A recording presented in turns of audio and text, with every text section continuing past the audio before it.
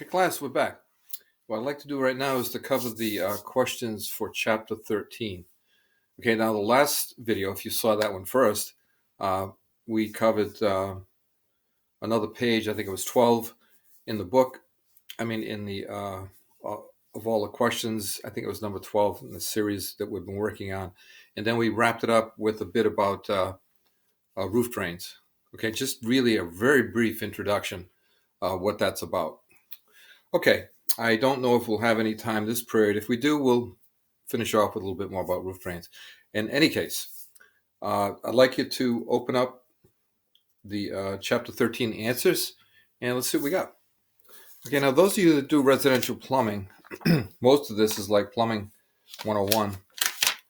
For those of you who are fairly new to the trade and maybe don't do much residential work, some of this might be informative.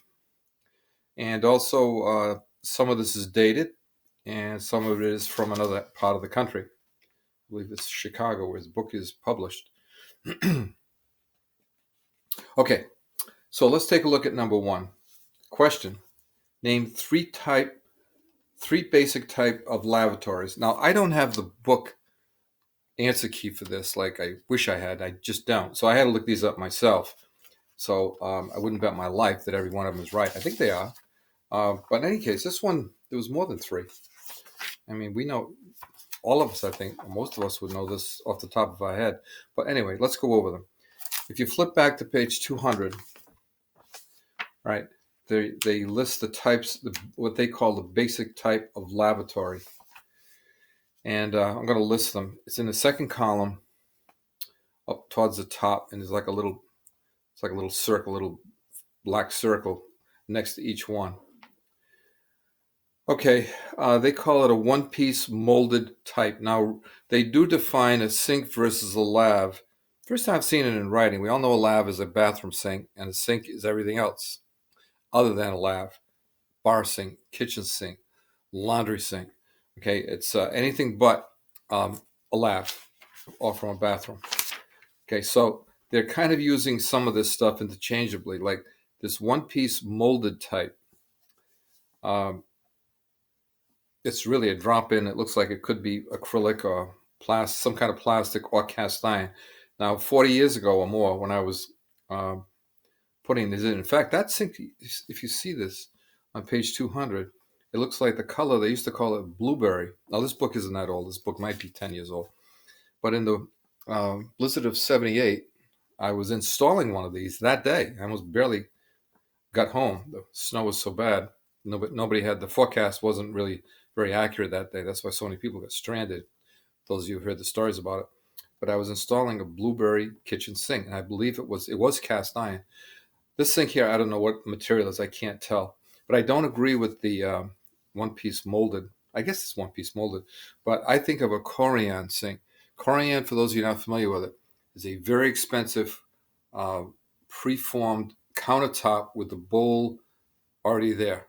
All right, it's called Corian, Corian. It's a trade name. I mean, it's a company name, right? I installed quite a few of them years ago, but recently, in fact, at my own house, about 2 years ago, I checked on Corian. I was like out of this world for price. I was like, forget it.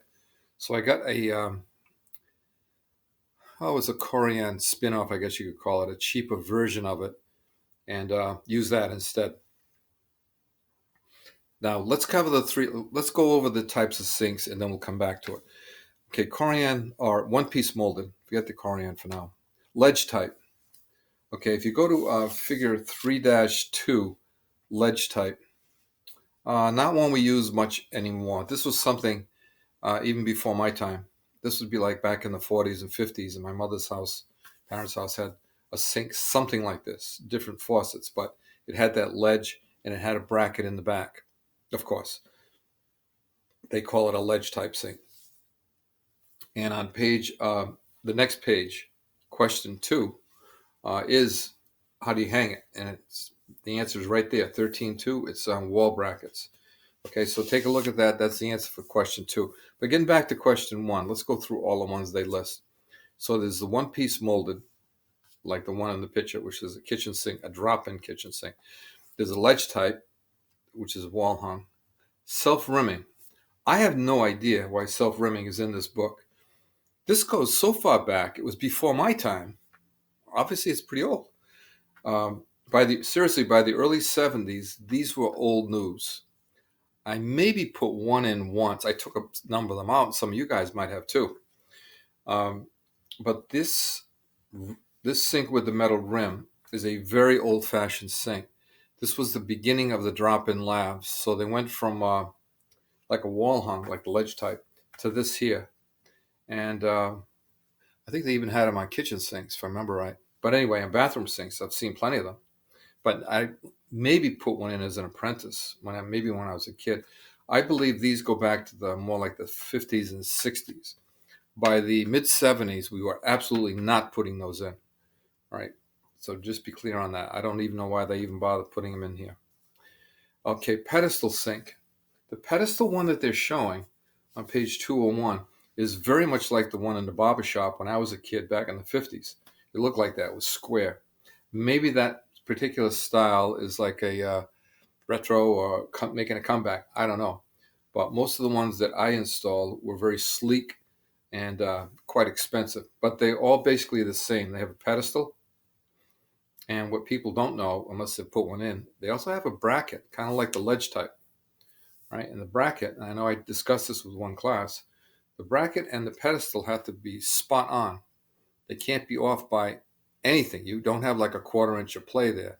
You got to be on the money because you want that bracket to hold tight and you want the pedestal to pick up most of the weight. If your pedestal is too high, it's not going to sit right on the bracket. It could come right off, right? So that's your pedestal sink. Also, the pedestal is tough to hide the lav, the faucets, and the drain. Okay, this one here is not very realistic because I don't see them. Right? It would be almost impossible to hide the hot and cold. Maybe you could get away with the drain if you look straight on like this. But a pedestal sink, for those of you not familiar with it, takes much, much longer to put in than a basic vanity, right? Your standard bathroom sink, which has been standard since the 70s. You can put those in less than an hour. Pedestal, no. You've got to adjust your price. So if you price the job out, whether it's your moonlight business or whatever, if the customer swaps out or does a little switch and goes from the vanity that you gave them the price on to the pedestal. Now, forget about the price of the sink. I don't think anybody's going to give you a problem about that. But the actual installation is easily double, I would say triple the time of a vanity. Don't forget that. Okay? This will happen when you're in business and you're doing a spec house with vanities and drop-in sinks that you can do in your sleep fast. And they pull something like this, pull this thing out of thin air. Right? And the other thing is if they do this and the walls are up, right? What's going to hold a bracket? I had that happen to me once. I didn't have any backing. You need like a 2x in the wall, 2x6 or bigger to put the screws in, right? Those long screws from the bracket. If you forget, you're going to hit one stud and you're going to have to put 2 or 3 screws in like at angles to catch as much as you can. And maybe to hold the bracket to the wall, maybe use some very strong adhesive. Go to a hardware store or a Home Depot somewhere and get some very strong adhesive. Otherwise, you're going to have to chop the wall out, and you probably can't hide it with just the sink. Okay, so you got a big problem. All right, so be sure that that if you don't put the bracket in, the 2x in for brace for pedestal, that the carpenter is. Okay, and before it's sheetrocked, be sure you see the 2x. Because sooner or later, if you're a little careless, somebody's going to forget unintentionally, probably. And I'm sure they're not trying to sabotage you, but if they forget, because I had an inspector who actually got on his back and looked up underneath. He was awful. He made a big commotion and ratted me out to the owner. There was a miscommunication, and I didn't have the 2x. And what I did is, like I said, I drilled the bracket itself and put a couple extra screws in. And I believe it was a cast bracket. Now, here's the other thing nobody tells you. There's 2 types of brackets. There's cast, which are very stiff cast iron brackets, right? And then there's the steel ones. It's just like a sheet of steel, but it bends, okay? It's flexible. It's strong, but it's flexible like on the ends. So if you had a situation where you only had one stud, and if you lucked out, it might be towards the middle, everything on the sides of that would be a little bit flexible because the screws aren't biting into anything. Okay? So you could probably find the stud, like I said, mark all your holes, and then put in some anchors, right? The anchors like you use for a heavy picture frame. You drill it out, tap in an anchor, and you put a screw in. They hold pretty good. It's certainly not good enough for a sink, but it would give it some support. Also, if you put some adhesive on there, it would hold it back to the wall. It would help with that. Okay, enough on the pedestal. There's nothing like a little experience on the pedestal. And I'm sure those of you who haven't done, I'm sure you're going to enjoy that. Okay, one of the last ones is I've only done all the things I've ever put in, I've only done a handful of these, a corner lavatory. And they say it's a space saver. They almost don't have to say that. That'd be almost like something look at the size of the faucet, give you an idea how tiny that sink is. That's so tiny. That's like a boat sink. Like I have a stainless steel sink on this sailboat I have. This thing is like very small. It's got about I think it's a 1/2-inch drain. Of course, it doesn't matter because it's a boat and it goes straight out of the boat. It doesn't have to go into the holding tank. But that's where you would find something that small, probably on a boat, camp, or things like that. But they do exist, and they do make bigger ones than that. So if it's specced out and you got to put it in, fine. Now, by the way, what holds a wall-hung sink like that? Now, that one's so small, I'm not quite sure. But on the ones that I've done, there's 2 brackets, one on one wall and one on the other. So you better use your level to hit that right, so that when you put the sink on and drop it in, right, it's level. Because it's going to bite you if you're not careful with it. So those corner sinks do have 2 brackets. Okay, going back to the Corian just for a minute. Corian, for those of you who haven't worked on it can come 2 ways. It can come pre-drilled, or it can come with no holes at all, just a hole for the drain and the overflow. And you do the drilling. Now, if you get directions with one of these sinks, I believe it came with that sink I put in recently, the knockoff of the Corian. I was too cheap to spend the big bucks on the Corian. And the one I got, it's not bad. It's actually just around the corner. It looks like Corian. They couldn't make it any cheaper. I mean, it's hollowed out everywhere they can get away with it, to save a buck on the material. Now, Corian is like a man-made marble. I guess that's what I've heard it described as. I don't know if that's correct. It's like a plastic. It's very durable. And if somebody puts a cigarette butt on it and burns it, you can actually buff it out, right? The material isn't just a glaze like a lot of things. This goes right through. What you see on the outside goes right through to the other side. Maybe that's why it's so expensive. Now, when you drill Corian, you're going to put center set faucets. Remember this. Center set is 4 inches side to side, center to center, or 8 inches or more. Sometimes they have these really fancy big faucets, and occasionally you might even want to go more than 8 inches. If you do, you better get the okay from the owner or the contractor, whoever you're working for. But you can drill them wherever you want. And when you drill any kind of Corian or the knockoff stuff like I have, I believe it came with I know it came with the instructions. It's got what to use for tools. Well, a lot of times we're so used to putting stuff in, we just throw that stuff away. Who needs directions to put in a 2-piece water closet? I mean, if you do, you're probably in the wrong business, right? So we don't use that stuff. But this sink did come with directions, and I remember with the Corian, they have certain kind of drill bits X'd out, right? Like an auger bit X'd out. I think even the spade bit, those flat, cheap ones, I think that was X'd out. The only one you want to use here is a hole saw. And get a pilot bit, get a hole in there first.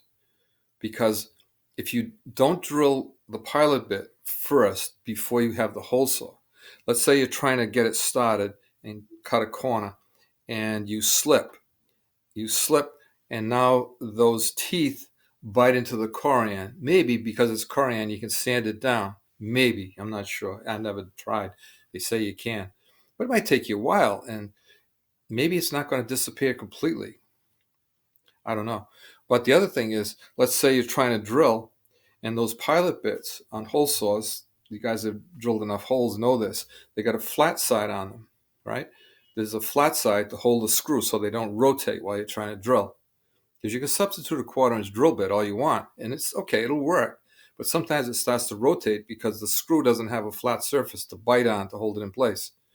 But those pilot bits, the real ones, are very brittle and they snap, right? You come in at a bit of an angle and you'll snap the thing, right? And when it snaps, what's going to happen? Hole saw goes right down and hits whatever it is you're working on. I'm thinking of a shower. That's even worse because you can't correct that. So pre-drill these with your pilot bit. Get it started, little center punch or something, drill it down, and then put your hole saw on once you got the hole all the way through or most of the way through. Okay? But the only thing you want to drill these with is a hole saw. No other drill bit. Okay, that was question 1 and 2. 38.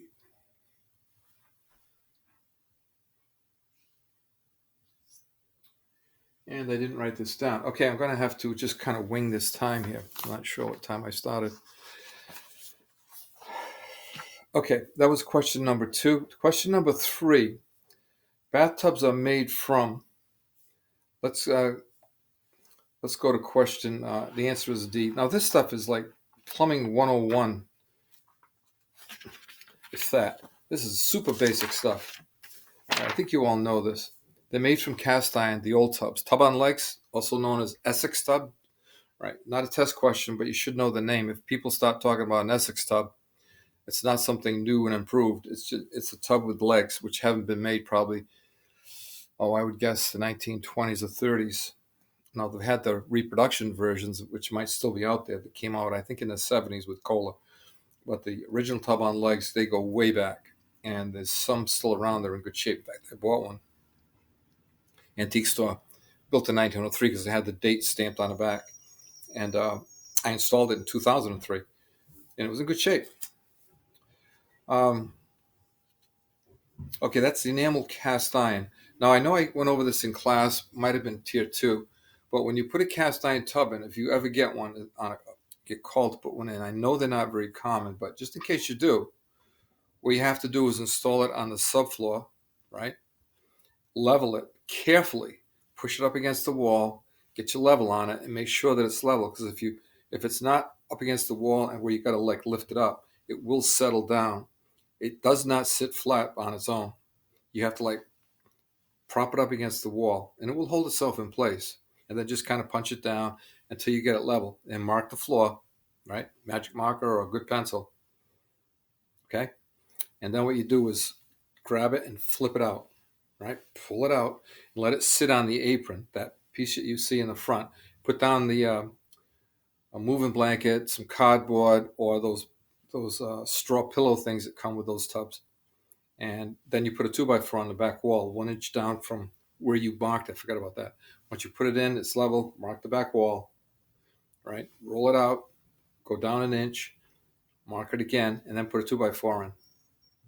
And then flip it back in carefully, because now you got a 2x4 on the way. Between your fingers, the 2x4 and the tub can be very painful. So before you snap your fingers out of the way. I imagine a few of you guys have done this. But that's pretty much how we put a tub on legs, a cast iron tub in. The sides we're not interested in. We don't have to worry about it. Also the drain, like cast iron, steel, plastic. You have to mark put it in place where you're going to put it. And before you like roll it out, or even fiberglass tub and shower, one piece or multiple pieces, you got to pencil a drain where it's going to be. Get the tub or shower out, roll it out, pull it out, depending on the style of the tub. And then you're going to have to cut like a rectangle out where that drain is going to be, right? So you got the drain going down and you got that little arm going over to where it comes out of the tub itself. It usually is about it's been a while, but I'd say about a 12 by 8 slot in the floor. Okay? Now the materials, we're working our way through. We have the cast iron, we're done with that. Enamel steel. I don't know if anybody's going to see this. I've only done maybe I did a lot of tubs, and I think I've only done 2 of these. They're cheap. They look good. It's enamel. It's the same enamel you see on cast iron. However, when you bang it, it sounds like a drum, like a steel drum. Yeah, it doesn't really uh, have much of a market. I don't know if anybody carries them anymore. I think only if somebody asks for it would you put it in. I don't know any problem with it. I mean, it's enamel. I don't know if the drain wears out quicker because it's steel. There's a little flex going on there. I have no idea. I've only got limited experience with it. I do remember putting it in, and on the back of the tub, like where it tucks in back of the sheetrock or whatever, it had like a little metal plates that came up so you could fasten it there. You didn't have to use the 2x4. But you'll see it if you ever put one in. But my guess is none of you will ever see that. Fiberglass reinforced plastic. Okay, now this, by the way, the answer is on page 203. So let's take a peek on 203. All right, there it is, right on the bathtubs. Question number 2. Enamel cast iron, enamel steel, fiberglass. Now, one thing about this fiberglass reinforced plastic, I learned this once many years ago because I had one that was damaged. I thought it was all fiberglass. This was way back, before I was even teaching, 1983. I was putting a 6-seater, get this, a 6-seater Whirlpool tub. It had like a seat facing a seat, like 3 on one side, room for 3, slightly curved, with a table that came down from the ceiling on cables, right? I forgot how it came down.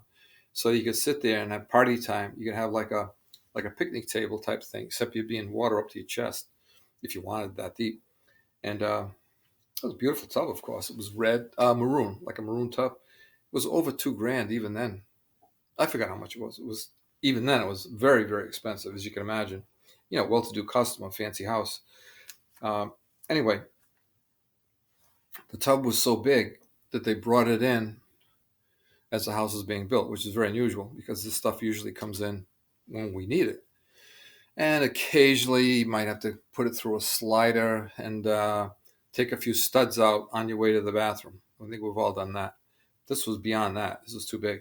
So what they did is they brought it in before I even saw the house. They brought it in, and then they finished the side of the house, sheetrocked it. Put the plywood up, or the flake board, and then the shingles and so on. So the tub sat there for probably a couple of months. So finally, one day it was time for me to put the tub in. And I pulled a crate off that was kind of like it had been taken off and put back or something. And as soon as I took it off, I couldn't believe what I saw. The whole apron, the front, as you look at a tub, this was not a drop in. It had like a skirt in the front, was scratched from one end to the other. What a mess. Somebody had clearly run it across a very rough, like a concrete, probably a loading dock, very carelessly. I mean, it's one thing to have a little scuff on it, but this appeared to be more like intentional. It was bad. I was like, oh crap! Now what do we do? So, make a long story short, I called a supply house, told them it was like that in the box. I don't know if they called Kohler. It was a Kohler, if I remember right. But now what they have is people that repair things, like on retainer or whatever you want to call that. And they had this guy. He was out in Springfield, I think. This little old guy. He's probably about 65 years old. I mean, he seemed old at the time, but obviously looking at him now, he wasn't that old.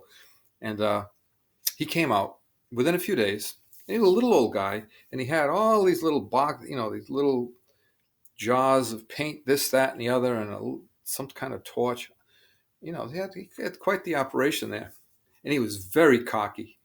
And he told me, he said that this is not fiberglass. Said, what is it? He says, this is acrylic. He says, this stuff is hard to fix. Now, he was probably kind of making himself look good by telling me this, but he made it clear that it wasn't fiberglass, it was acrylic. So there are 2 types of plastic. This was the acrylic version. He said, this stuff is hard to fix. He said 9 out of 10 fiberglass repair guys can, they can do the regular everyday problems that they run into. Scratches, dings. I had one where somebody took a hammer and drove it through the bottom of my tub. That was back in '78 when I was first in business. It was a perfect hole about the size of maybe a 50-cent piece. and I'm sure it was a hammer, and it was clearly intentional. And he fixed it very nicely, but when he fixed it, he taped it off, and I could see a slight difference in the shade where that square was. The hole itself was gone, right? He took care of that. The owner didn't make a squawk. I stayed out of it, and it didn't come back to bite me or anything. Nor should it have. But this one was different. So this guy, this little old wizard, he worked on this tub for, I think, 2 days. It's been a long time, but he worked on it for a long time. And when he got done, he said, you won't be able to see the damage. And I'm thinking, yeah, right. So when he got done, like the day after he was done, or a few days after, my next trip there after he left, I looked at it. I couldn't believe my eyes because I had to put it in, of course. I'm looking at this thing. And no matter what angle I looked at, with pretty good light, I could not see the damage. So this old guy was as good as he said he was. I'm sure now he's long gone. But if you're really up against it, like this particular job, because they're not going to take the side of a fancy house out to fix something unless they had to. I don't know what we would have done. I have no idea if this guy couldn't have fixed it. So anyway, it's a long story about there's two types of plastic. There's acrylic and there's fiberglass. Okay, the fiberglass I want to mention because that's the usual. Now, for those of you who don't know it, there's several types of fiberglass. I'm going to call them fiberglass or fiberglass units.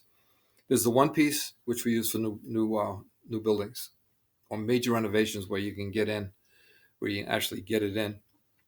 Then there's a two piece, right? It would be like a tub and maybe 6 or 8 inches higher. You got like a U-shaped piece that sits on the top that you usually can bring into the house, right? The tub easily fits in. And the upper part, you can kind of like walk it in and turn it around and get it in. Then they have a three piece. The three piece is similar. It's got the bottom, sides that come up a bit again.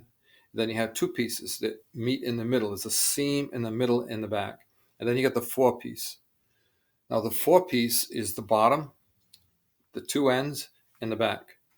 All right, it's a pain in the butt to put in because you got a lot of bolts or however it's fastened.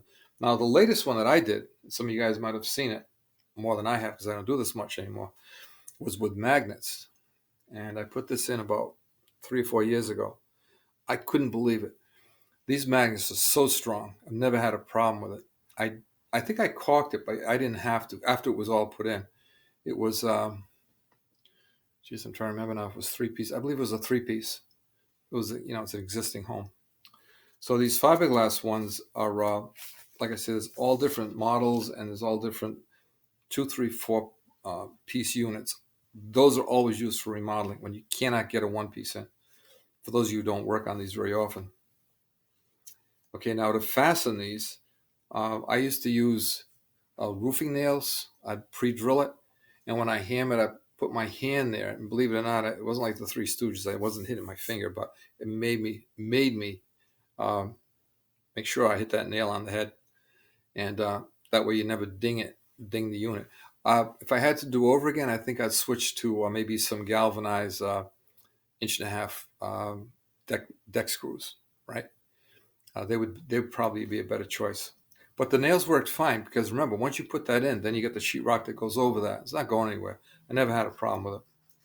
So those also have to be leveled before you fasten them, but you have to pre-drill them all the way around the back, all the way down the sides, all the way to the top of the tub. Okay, let's move on. Again, like I said, I don't know what time I started this, so I'm going to have to do this a little faster than I planned on. Okay, number 3, bathtubs are available in 3 standard lengths, page 203. Okay, right under the types of material, it says 4'6", 5 foot, and 5'6". This is probably more like the cast iron because most of your fiberglass is 5 feet. Now, what I found is I did a couple, not many, just a couple of 4'6". Obviously, use that one. The 5 foot is too big. 5'6", again, just a couple. Now, those 3 sizes used to be in stock in the supply house. My guess is they're not. I'm sure they still carry 5-foot cast iron in white, if nothing else. Also, don't forget left and right hand, right? Don't screw that one up. When you look at the tub, it's obvious. It's right or it's left. If you mess up and you get the wrong side, if it's on an inner wall, maybe you can get away with it. But if it's on an outer wall, you're screwed, because now all that water piping, drain, all that stuff, not so much the drain, but the water pipe is on an outside wall. It doesn't work. You don't want that. You don't want to go near that one. So be sure you get your left and right straightened out here before you order it. Okay, now the sizes. The answer is B, 4'6", 5 feet, 5'6". Now, very quickly, let me mention, a couple of times, I think maybe once I did something small. I believe it was a 4-foot. Very, very unusual, special order, probably hard to get. I know I did a 6-foot because my cousin requested it. I don't know why he wanted a 6-foot, but he did. Now, it was so many years ago, I can't recall if it was a special order or not. I think it was, but it's been too long. But the standard sizes are letter B. Okay, question number 5. Hot water is always controlled by this one here, you can actually ask your customer. Everybody knows this. Left side of the faucet handle. And that was on page 202. All right, actually I had to look around a bit for that one. A little sneaky, they made you go back. It wasn't quite like in order. I go back to page 202 for that one. And yeah, now I didn't pay too close attention to some of these pictures they have here. Now my advice to you, as I'm looking at page 205, is if you've got like glass doors, sliders or something like that, be careful. Now, a friend gave me a hand with, I had some doors put on my 5-foot shower, the usual walk-in shower. It wasn't handicapped, of course. It has a lip maybe, I don't know, 5 inches high. But at the corners, it was rounded.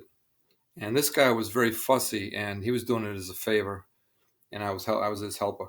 And he actually filed the corners down so it matched the contour of the shower. Now, he could have got out a hacksaw or something and cut him at a 45 degree, but you'd be able to see it. It would have worked. But he did it by hand to do this. Also, it's not something I'd recommend. It's very precise. You can screw up pretty easy. You got to drill the unit to fit these things in, these doors. I would leave that for the contractor. What I used to do is when something like that popped up, instead of a shower rod, which I would put in, I would tell them that I can get the door. I'll give you a good price on it. In other words, I give them my price on it, but they get the carpenter to put it in, right? I'd ask the contractor, and it always worked for me. And the steam generator, I don't know if any of you guys have ever seen one. I never talk about it in class, but I'm looking at it right here. I put in maybe, I don't know, 3 or 4 of those things. They're pretty neat. You need a bathroom, small bathroom, or a unit where you can kind of close it off so the steam stays inside. And what this is like a little motorized thing that actually makes steam.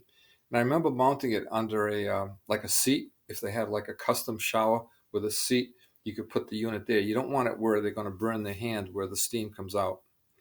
Obviously, it's quite hot. And you got to bring a water supply over to it. And it's a little slow going because it's something you don't do all the time. But that's what they call a steam generator. The tub faucets, for your information, don't forget, if the tub is got a shower head on it, it's got to be a single handle, pressure balanced or thermostatically controlled device in Massachusetts and Rhode Island. Okay, so no way around it. The old 3-handle one with the diverter, which they mentioned in the book here, they talk about it like it's legal. It's not. Maybe in Chicago, or wherever this is, Illinois. It is Illinois, right? Chicago. But not here. Okay, so the ones you see with the 3 handles, you can repair them.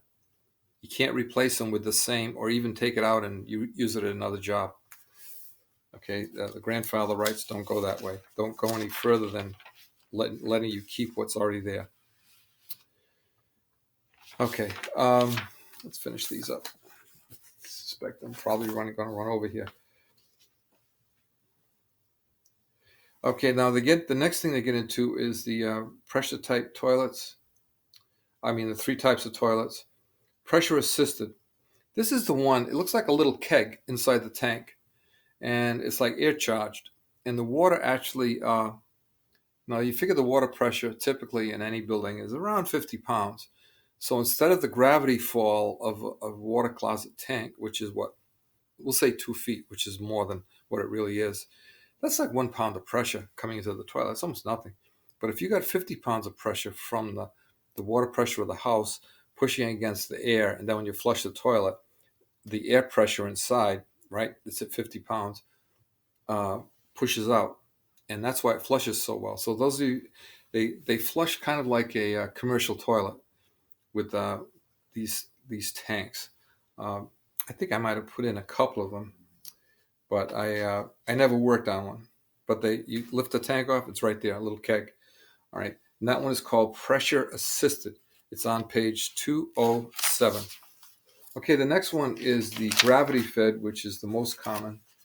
There's different types of gravity fed, and there's a picture of one at the bottom. Now, real quick story. The bottom of the page, look close. That's a one-piece toilet. I don't know how popular they are now, but they were pretty popular, especially with people with money, because those were always expensive, and they always flushed badly because the water is so close to the level of the bowl.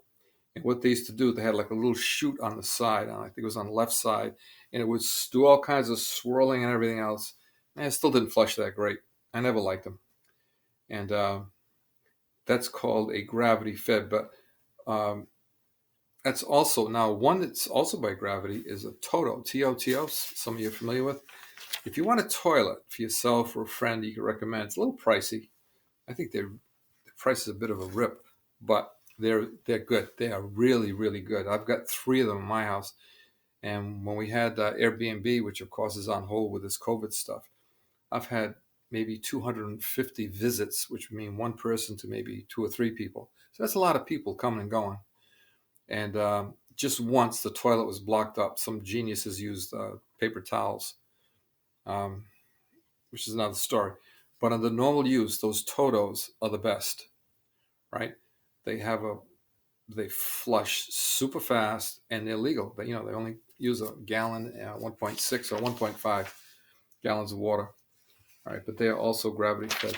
Now the last type is a siphon jet. Siphon jet, you can think of it, there used to be some models where they had a hole in front of the outlet, and the water would go down and jet the water into the jet would like push the water out, help flush it faster. I think the Toto comes out from the rim and hits that, pushes it right out. It's super fast. If you blink, it's gone. If you've ever used a Toto, you know what I'm talking about. Okay, I think that's all of them. Hold on. Is that it? Oh, the last one is a no-brainer. Urinals are usually fitted with a flush valve. Okay, page 209. And real quick, I remember when I was a kid, when I was in grammar school, quite a few years ago, obviously, we used to pee on a wall. It was a slate wall. Well, I don't know. I was only a kid, so it was probably at least 5 feet high with a pipe across the top that used to trickle down the wall. I don't know if they're legal anymore. My guess is they're not. And then the last one, you've probably seen this maybe in an old theater. This would be a floor-length urinal, which are not legal anymore.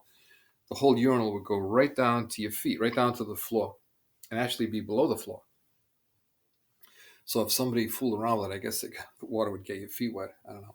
But they're not legal. Okay, since I don't know just when we started, I'm going to have to wrap this up. So I will see you.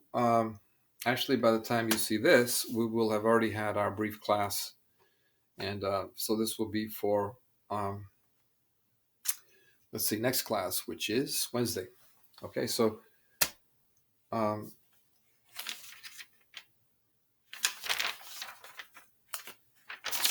this is, Wednesday's class. I got to give you the assignment. But this one here is for what I gave you the other night. Okay, so if you got any questions, you'll have to hold them until you see me again. And I'll see you in class.